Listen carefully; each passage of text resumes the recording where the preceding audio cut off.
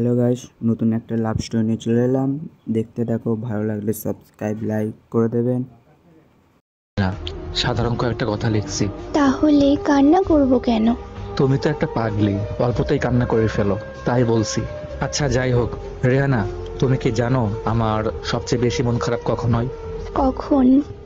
তোমার চোখের পানি দেখলে। খারাপ কিছু যে কান্না করব? ঠিক আছে, কান্না করব না। হাসান, তোমার কি মন খারাপ? না, মন খারাপ হতে যাবে কেন? আচ্ছা, তোমার একটা কথা বলবো, শুনবা? আচ্ছা, শুনবো, বলো।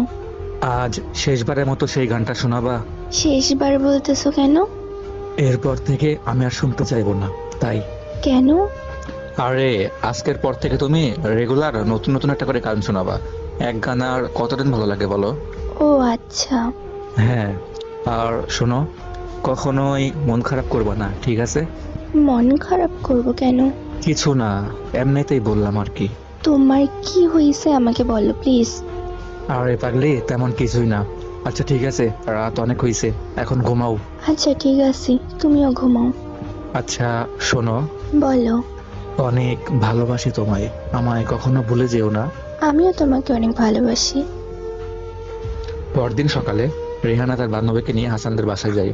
বাসায় গিয়ে দেখে বাসায় অনেক ভিড়, আর সাদা কাফনে জড়িয়ে কে যেন শুয়ে আছে। এইটা দেখে রেহানা একটু অবাক হইলো, আর জিজ্ঞেস করলো, আচ্ছা এটা কে?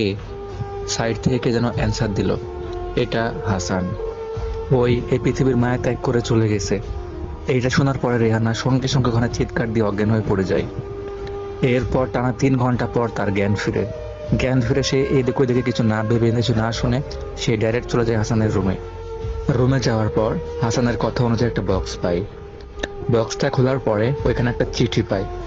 চিঠিটা দেখা মাত্রই সে ওইটা হাতে নিল, দিয়ে চিঠিটা খুললো। খোলার পরে সেটা পড়া শুরু করলো। লেখা ছিল, রেহানা, আমি জানি তুমি অনেক কান্না করতেছো, অনেক কষ্ট পাইছো, তাই না? আমি তোমাকে হঠাৎ কিছু না বলে চলে গেলাম। যাই হোক, তোমার কি মনে আছে তুমি একটা শাড়ি পছন্দ করছিলা? তোমারে নিয়ে শেষ দিন যেদিন ঘুরতে গেছিলাম, একটা শাড়ি পছন্দ করছিলা লাল রঙের।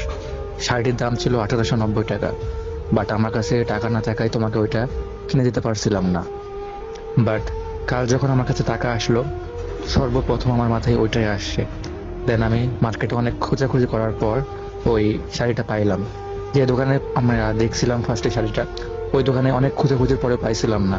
বাট পরে পুরো মার্কেট খুঁজে অনেক কষ্টে শাড়িটা পাইছি।